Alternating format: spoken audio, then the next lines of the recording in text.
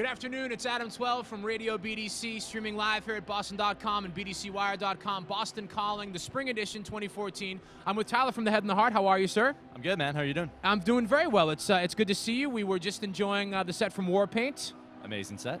They covered Bowie's Ashes to Ashes. Yeah.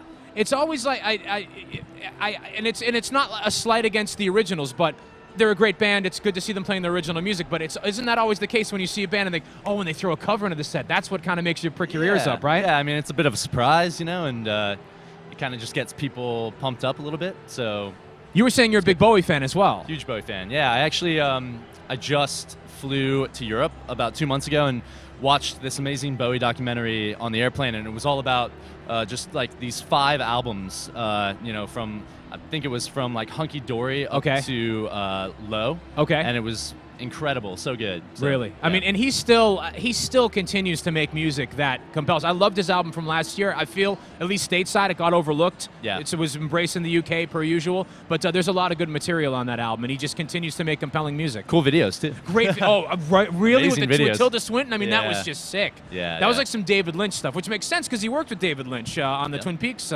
material back in the 90s. But enough about David Bowie. Let's talk about The Head and the Heart. Sure. You guys are playing at 710 today. Mm-hmm. A bit of a different approach when you do the festival show, I'm sure. That's the case. Talk about that a little bit. Well, I think, you know, we kind of try to balance out some of our, you know, softer material with some of the jams, you know. And we love playing jams outdoors, and you're, you know, kind of getting people rowdy, you know. And that's what we want to do here, and, you know, just kind of throwing in more energy and some surprises, so. Cool. You enjoy outdoor shows, whether it's festival or small, outdoor versus indoor. Which is your preference? They're both such different situations. I mean, outdoor, you know, you've got the sun shining on you, and you've got this beautiful, you know, surrounded by beautiful buildings here today. And indoor, you know, it's an intimate experience. Sure. And obviously the sound is amazing in a good theater.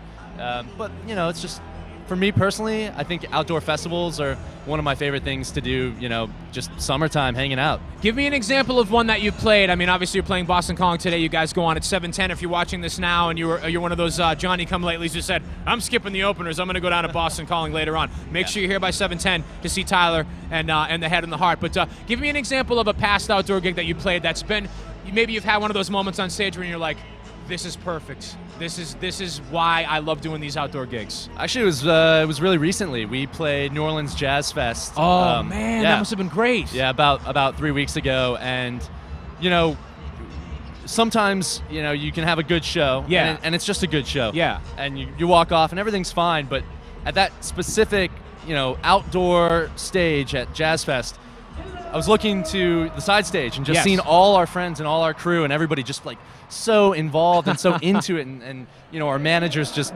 grinning from ear to ear, and it's like, you know, that you're having a great time up there and that you're really putting the music across, you know, the way that you always intended to. If you're making your manager happy, you're doing your job, I think Tyler. that's right. That's the golden rule. That's the golden rule. If your manager's smiling, that means he's got fewer balls to bust. Exactly. That means that, you know, you made his job easier, therefore you're in good spirit. Yeah. You said that your last gig you played was with Death Cab. Where was that? That was last night in Canandaigua, New York.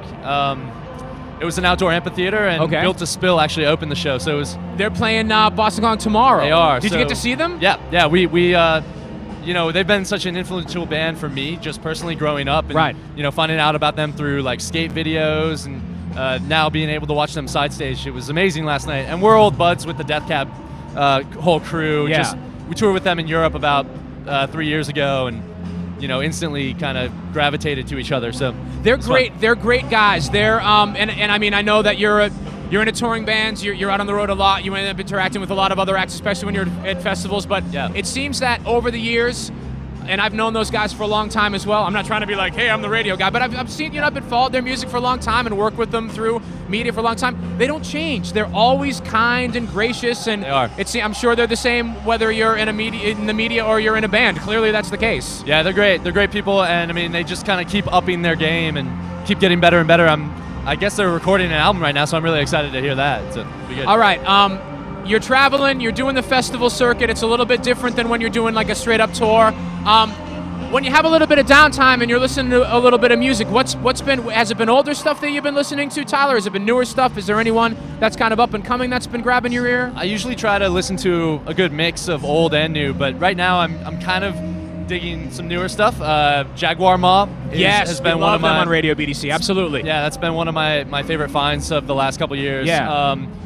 Really am digging Dark Side, which is this Nicholas Jar side project. Oh, you got me scooped on that. I've not heard of that. Yeah, Dark Side. It's him and Nicholas Jar and David Harrington.